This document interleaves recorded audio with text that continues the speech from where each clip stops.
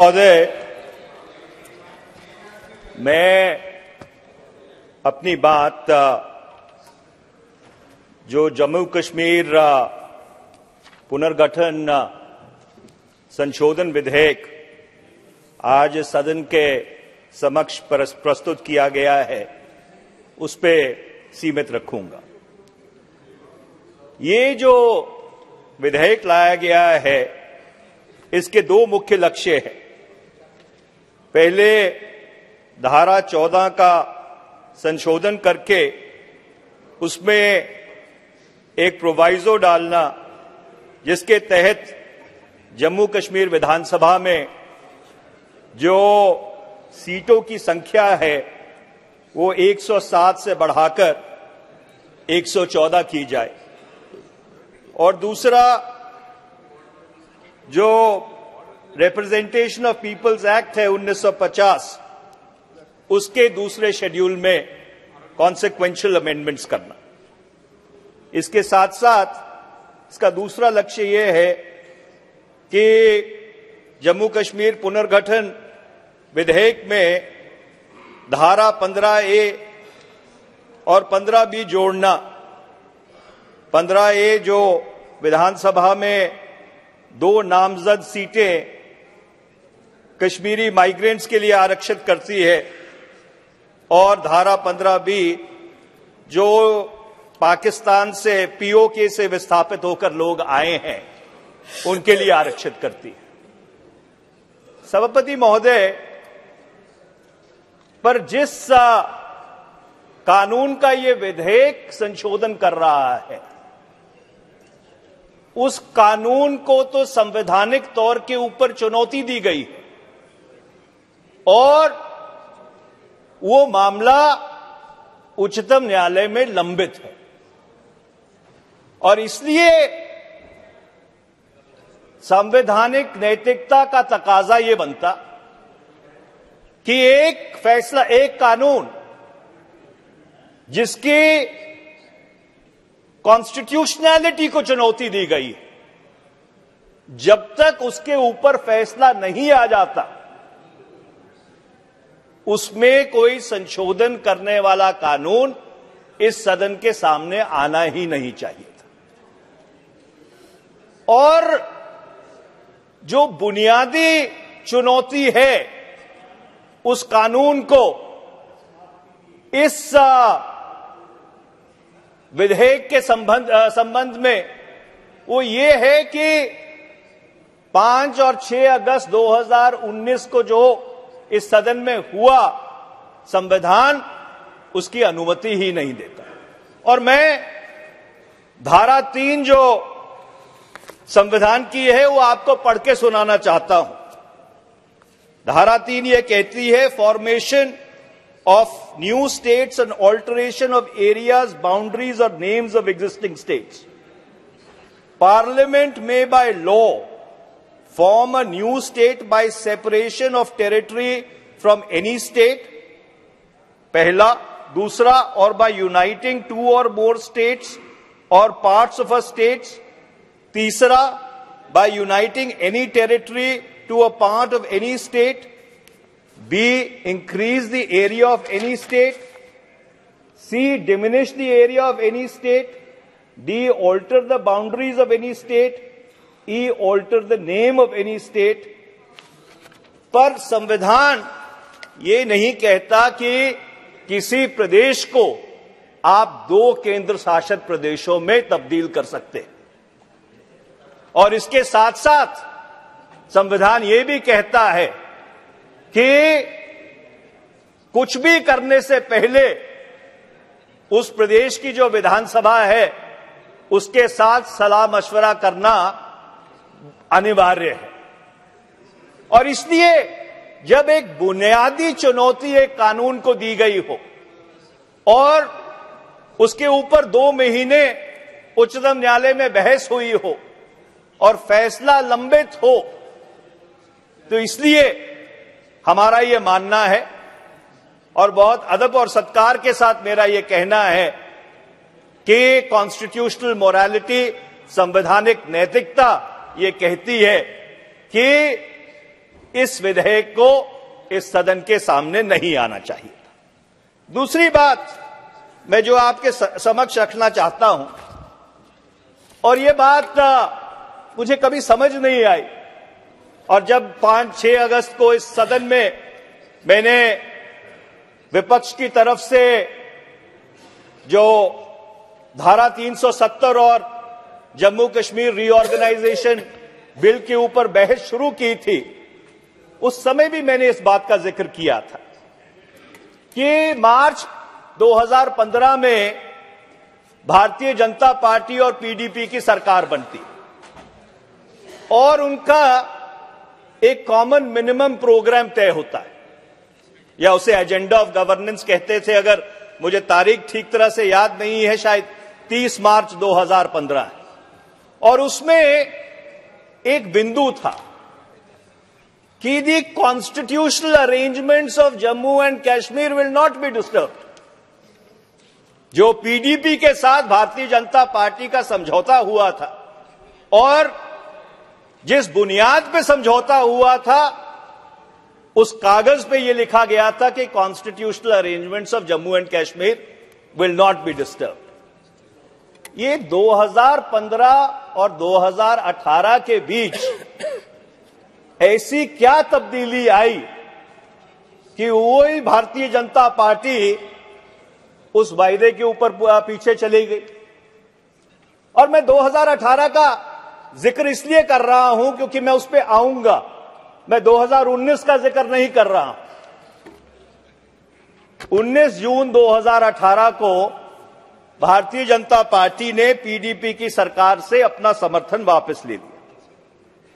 20 जून 2018 को राज्यपाल का राज जम्मू कश्मीर में लागू हुआ और 21 जून 2018 को जो वहां की विधानसभा थी उसे भंग कर दिया गया।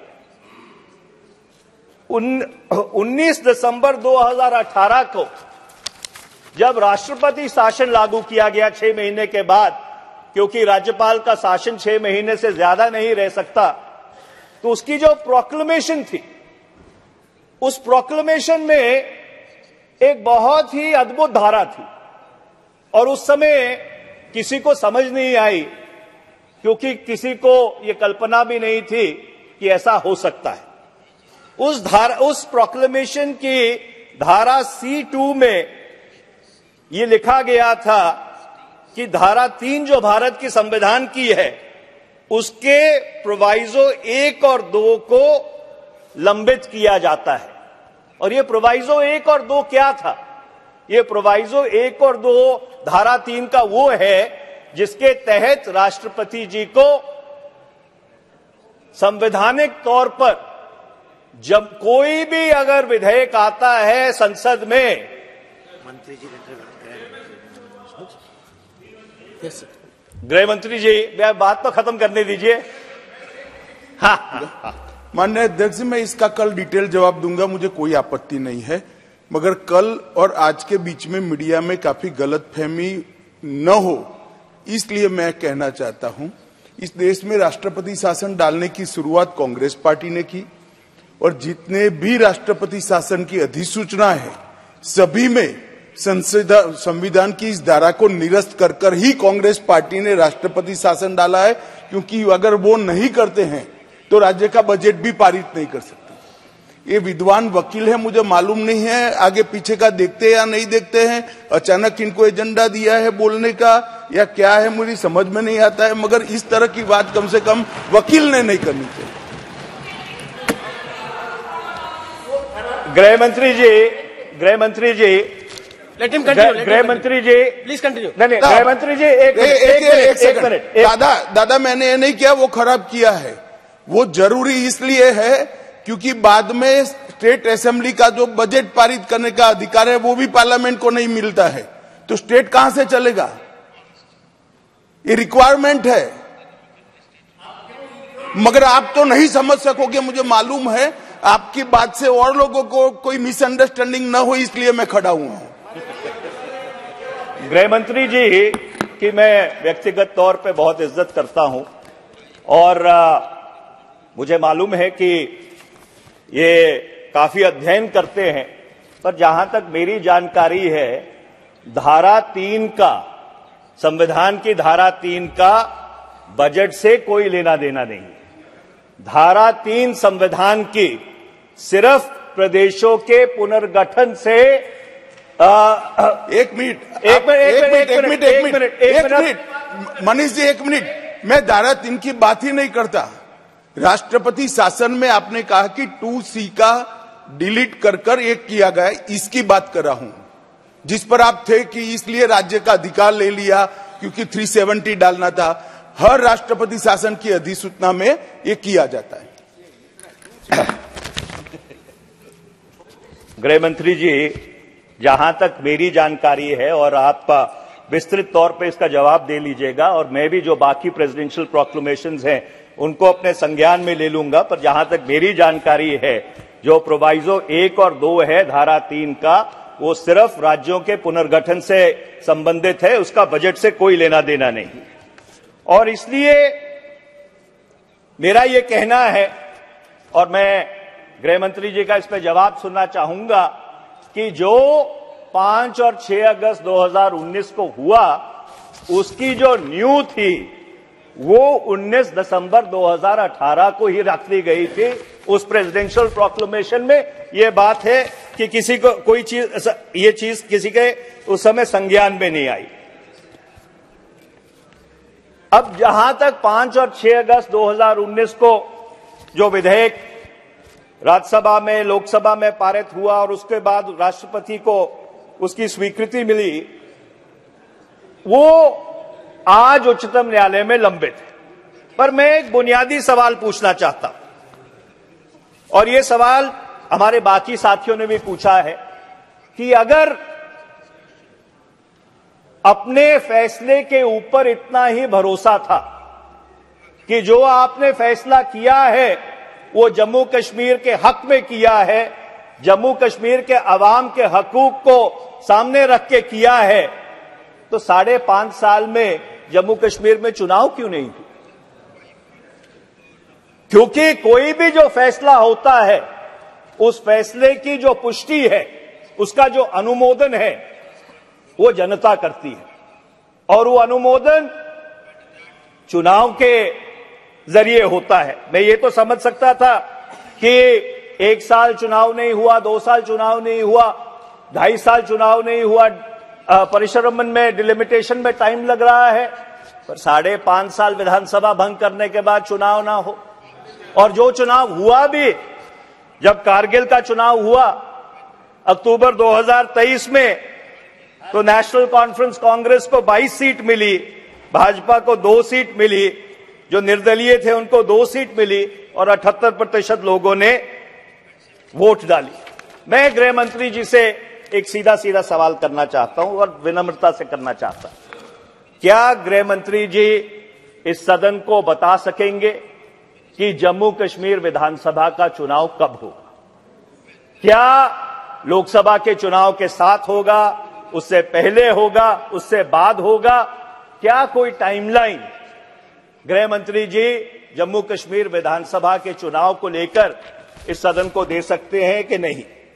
दूसरा, गृह मंत्री जी ने, अगर मेरी याददाश्त सही है, अगस्त 2019 में सार्वजनिक तौर पर यह बयान दिया था कि जम्मू कश्मीर की जो स्टेटहुड, जो उसका राज्य का दर्जा है, उसको बरकरार किया जाएगा।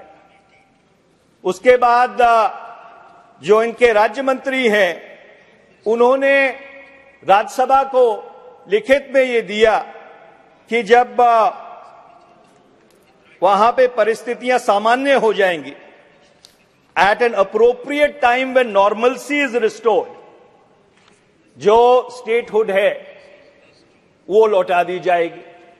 अब सरकार का यह मानना है, और सरकार की तरफ से जितने भी वक्ता प्रवक्ता बोले हैं, उन्होंने सबने ये बात कही है कि 2019 से लेकर 2023 तक परिस्थितियां जम्मू कश्मीर में सामान्य हो गई।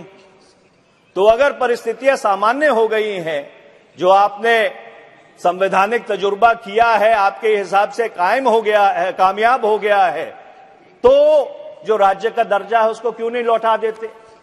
और विडंबना ये है कि जब जम्मू कश्मीर धारा 370 और इस पुनर्गठन विधेयक के ऊपर उच्चतम न्यायालय में चर्चा चल रही थी तो यही सवाल उच्चतम न्यायालय ने भी पूछा था और उसके जवाब में सरकार के लॉ ऑफिसर ने कहा, और मैं उसको कोट करना चाहता हूं, I am unable to give an exact time period right now for statehood. Complete statehood may take time as the state has faced repeated and consistent disturbances for decades together, etc., etc. तो एक तरफ तो गृह मंत्री जी और सरकार की तरफ से यह बयान आता है कि हम जैसे ही परिस्थितियां सामान्य होंगी, या गृह मंत्री जी ने उसके बाद कहा कि जैसे ही विधानसभा का चुनाव हो जाएगा उसके बाद राज्य का दर्जा वापस कर दिया जाएगा। और सरकार के वरिष्ठतम लॉ ऑफिसर जब उच्चतम न्यायालय ये सवाल पूछता है तो कहते हैं कि I am unable to give a timeline. Was the law officer not properly instructed? तो मेरा कहने का तात्पर्य यह है कि ये जो आप आरक्षण कर रहे हैं, चाहे विस्थापित जो कश्मीर के जम्मू कश्मीर के लोग हैं या जो पाकिस्तान से आए हैं, 1965 की लड़ाई के बाद उजड़ के आए थे, इससे किसी को आपत्ति नहीं है, इससे हम इत्तेफाक रखते हैं। पर सबसे पहले प्रदेश में एक विधानसभा का गठन तो होना चाहिए। जब विधानसभा का गठन होगा, और गठन तभी होगा जब चुनाव होंगे, तभी राज्यपाल कुछ लोगों को नामजद कर पाएंगे। तो मेरी आपसे यही गुजारिश है और अपनी पार्टी की तरफ से यही मांग है कि आप अगर इस सदन को बताने की कृपालता करें कि विधानसभा के चुनाव कब कराए जाएंगे और जो राज्य का दर्जा है जम्मू कश्मीर को वो कब लौटाया जाएगा। बहुत बहुत धन्यवाद। Thank you honourable.